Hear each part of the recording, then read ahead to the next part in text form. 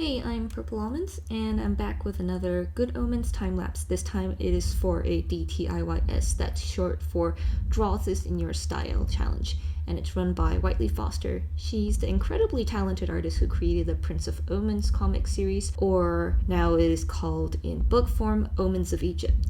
Highly recommend giving it a read, provide links in the descriptions to it. So this is actually the second challenge she hosted. When I took part in the first one, someone on Tumblr asked me about the particular art process, which was not documented in any of my other videos. At the time I was already busy with another project, but I did agree to do a video on it eventually, and now here we are. So this is how it's gonna work. I'll run through my process for this piece in as much detail as possible. Then, if I have enough minutes left on the video, I'll spend the rest of the time rambling about the projects that kept me busy these past months. What you're currently seeing is the cleanup sketch phase. At a glance, it's pretty straightforward. You use a pencil tool to ink the rough sketch beneath it. And I'm rather fond of the pencil's textural quality for a few reasons. First, it distracts from the lack of thick to thin line variation, which is just fine by me. It's one less thing to think about while inking things. And with so many wobblies in the line already, I just stop worrying about the smaller details and focus on getting the bigger picture, which ultimately, despite the extra noise, makes for a cleaner drawing. And secondly, actually let me just caveat that this is an auto quirk on my computer. Can actually make slower brush strokes with the pencil brush. On smoother brushes, if I drag the brush slowly across the screen, the line comes out like really weird and ugly and jagged. And using a texture brush does help mask the jaggedness, so there's the added perk of less control Zing. That said though, pencil brushes aren't without their flaw. For one, if the brush size is rather small, which is quite often when I'm inking, the textures sometimes make gaps in the line. So when I go in later to make magic wand selections, it does get a bit tedious doing the manual touch-up work. All the same though, the benefits do outweigh the minor inconveniences. So now you know my inking tools. Next, let's examine how I organize my layers. I forget if I mentioned this in previous videos, but I am very particular on how I do this. I don't ink everything on one layer, that's just impractical. You ink a spot really nicely, but then you have to do cleanup work with an eraser later on, and then you might accidentally disturb it. Eventually there's just so many of those erasable pixels floating around that it's like walking on eggshells. It makes for very timid and by extension weak line work, which is also very difficult to edit.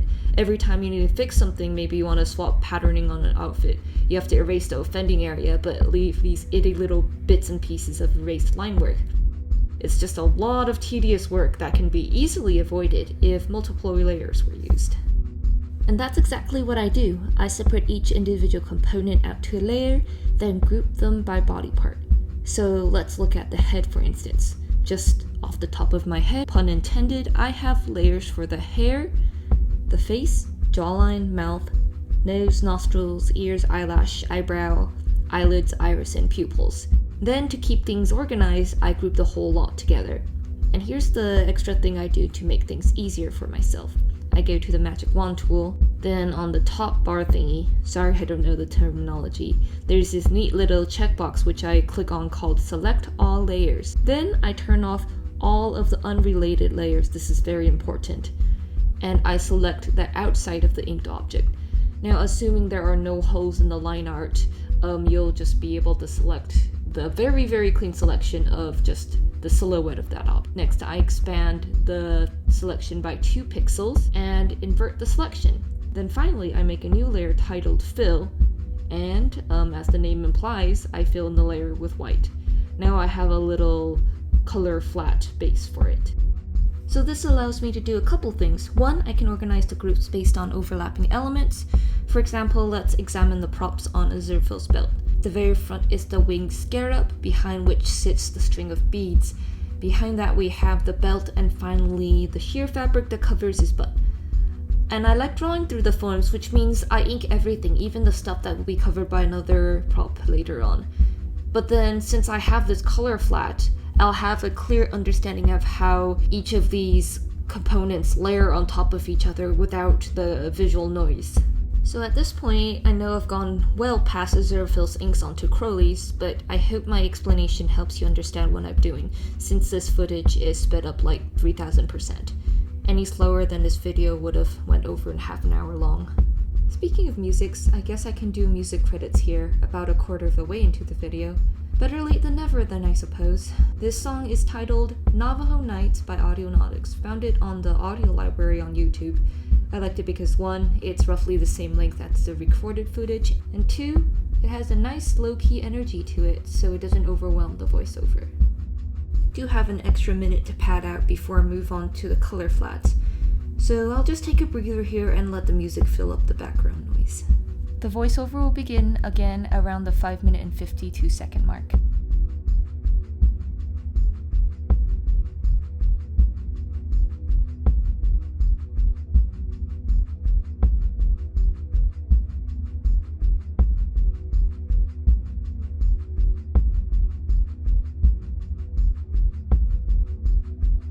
And now we're into the color flats. Much like the previous stage, the process is pretty simple. I outline the shape to color in, then fill it in using the magic wand and expand selection combo.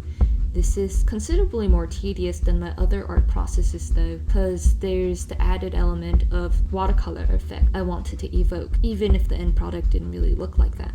It all comes down to the brush I use for this process. It's from Kyle Webster's watercolor brush sets. You know, from the good old days when they sold those brushes on Gumroad instead of behind the subscription paywall that is the Creative Cloud Suite. And before you ask, yes, it's been years, but I'm still more than a little miffed about that. All the same though, it's quite a lovely brush. Can't tell you the exact name of it since I've since then renamed it, but there are a couple neat characteristics that I can point out. First, let's examine its properties as an outlining brush. It has a nice consistent line weight, no gaps like the ones that you get from the more textural pencil brushes I use for inking. When you increase the size of this brush, it can double as a decent fill brush as well. It has a nice seamless watercolor paper texture, and some subtle variation in value based on pen pressure, which emulates the traditional medium rather nicely. It's not something you can accomplish with the paint bucket tool, this filling technique, so all the color fills I use have to be painted in manually. There's a quirk to this brush though. The bigger the brush size is, the less opaque it gets. This is great for achieving the coveted watercolor effect. The outline, which is more opaque paired with the slightly faded color fill, does give it that hand-painted quality, but it's not so great if you're a stickler to color accuracy or just richer colors in general. What I do to mitigate is duplicate, then merge down that color flat layer. I do lose a bit of that watercolor paper texture doing this, so I toggle around with the opacity of the duplicated layer before merging it down. It's not a perfect fix, but if you want something with completely accurate colors, it does at least get you 80% there. Oh, and also, a neat trick if you ever want to color pick the exact color you use for that layer. You change the layer style to dissolve, then the image looks a bit weird for a second, but then you just pick out on the little grainy bits. It's a real time saver for this watercolor style, or any style which involves some degree of transparency. And if those techniques don't get me the color I want, I just use the hue saturation color sliders to do the final tweaks. Since we're working digitally, it's good practice to leverage its perks whenever we can. Now, while we run through the remainder of the color flat footage, I can take some time to discuss costuming. One thing I wanted to do for this piece is differentiate from the original not only in art style, but also the outfits that Aziraphale and Crowley wore. After I got the basic pose sketched out, I did a bit of research on Egyptian jewelry and clothing, and let me tell you, it wasn't the easiest task. Googling stuff like Egyptian jewelry or Egyptian fashion didn't quite work, because I had to slow through a whole lot of merch from Etsy and the like. Nothing against the folks that sell that stuff, but it made it rather challenging to find authentic references. After a bit of fine-tuning though, I did find some useful stuff. On museum websites, I found references for Aziraphale's beaded jewelry.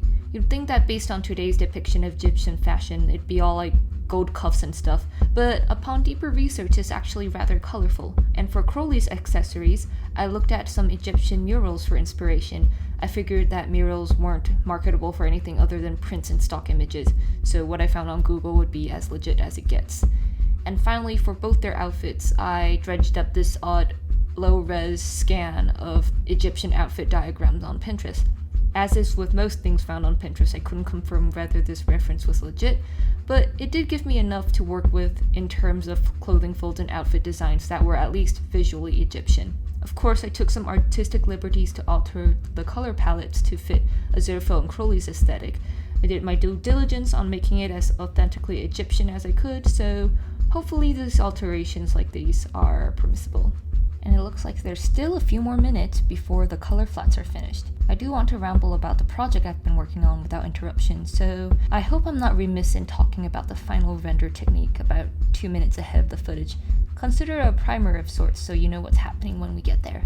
For those of you who are curious, it starts around the 11-minute 25-second mark. The first thing I do is outline any remaining areas that the color flats can't delineate, so stuff like the separation between the jawline and the neck, or individual facial features that would otherwise be lost in the skin tone flats that would fall into this category. Then I do the first pass of shading. To set this up, I duplicate then merge all the color flat layers. Then I make a selection of that merge layer and use it as a layer mask on the group that is above the color flats. Oftentimes, since the color flats are slightly translucent, I need to go into that layer mask, select it, and fill it with white a few times to make it opaque enough for color accuracy, but still a bit transparent to maintain that watercolor texture.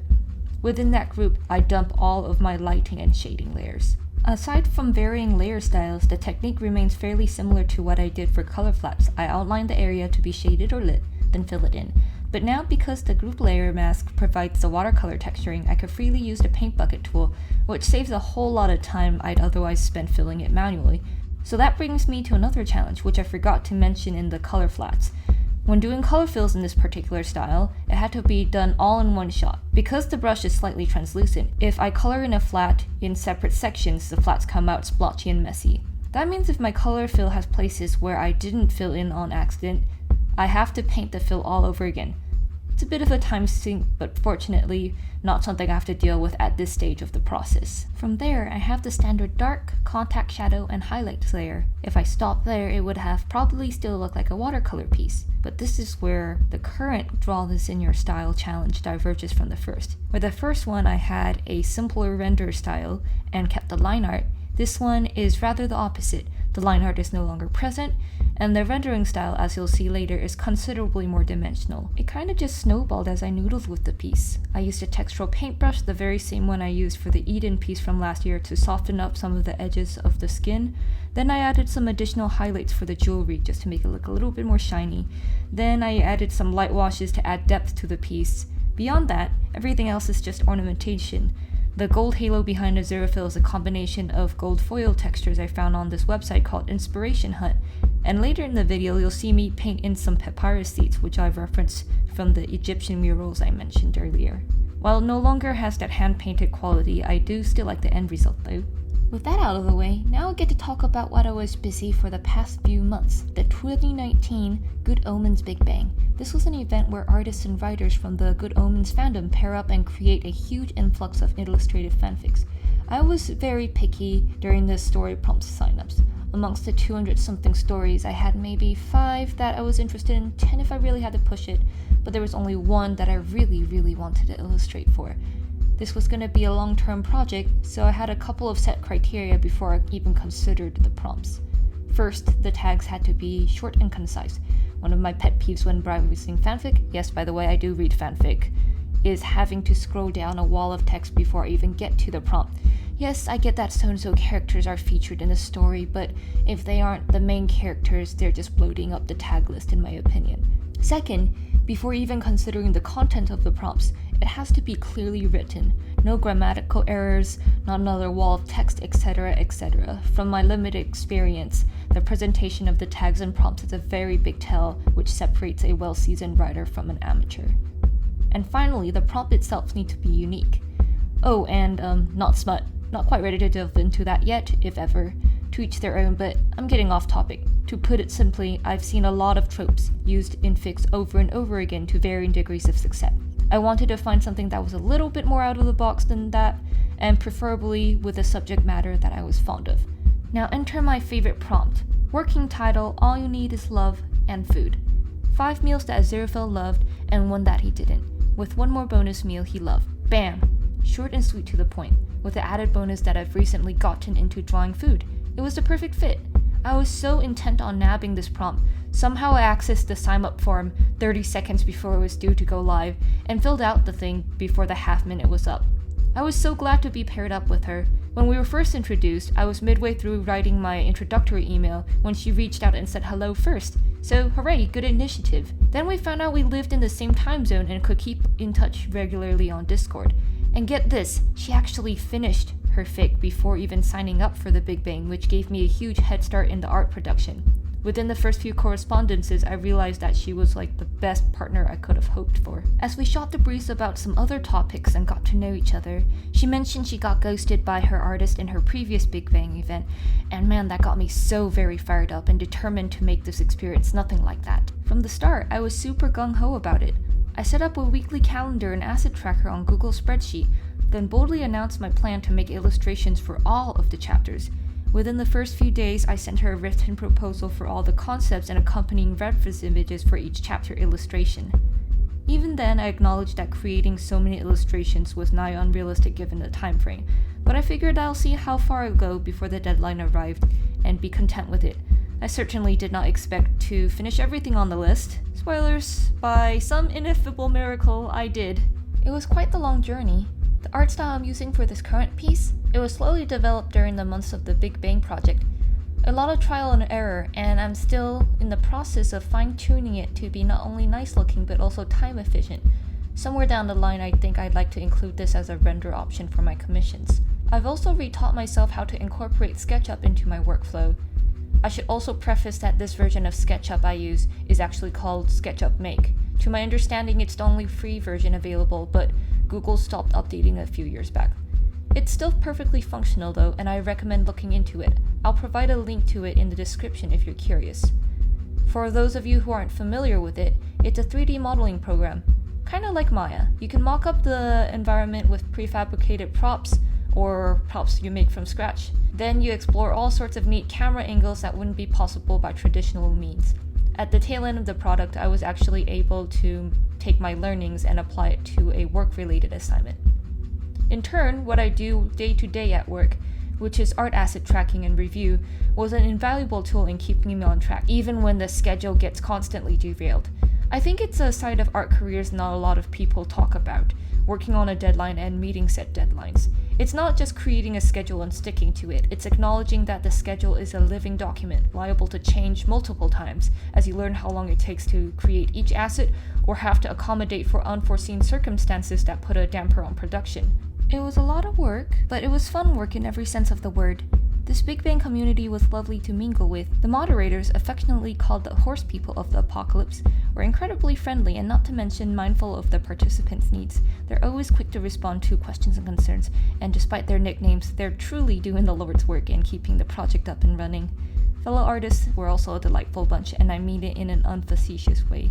In the Discord server, we helped each other with drawovers and suggestions when one of us gets stuck, and from time to time we dropped some references and resources to help each other out. Further down the line, when I arranged for art session in the DMs, we also kept each other in check on task as we worked on our respective Big Bang pieces. Sharing my works in progress and seeing my writers' and other artists' genuine excitement did much to keep me motivated through this all. At the time of this recording, I just wrapped up formatting the InDesign document for the book. And yes, I do mean a physical book, one with a proper title page, illustrated table of contents, an illustration for each chapter, plus 2 bonus illustrations to fill up the awkwardly empty spots in the pages. And to top it all off, Whiteley Foster herself made a guest piece for the epilogue chapter. I won her second DTIYS contest, so I requested she illustrated her favorite part of the story. She really pulled all the stops on this piece, and I really recommend giving it a look-see. I'll have it linked below in the comments. All that there's left to do is make a promo image to pop into the social media, and make all the merch live on MagCloud, which is the place I'll be selling the merch. But I'm putting that off to finish wrapping up the commentary for this video. Keep an eye out on my social media for more info about this project. I'm really excited to share it with you all. And that just about brings us to the end of the video. Hope you enjoyed it, and I'll see you in the next one. Bye bye!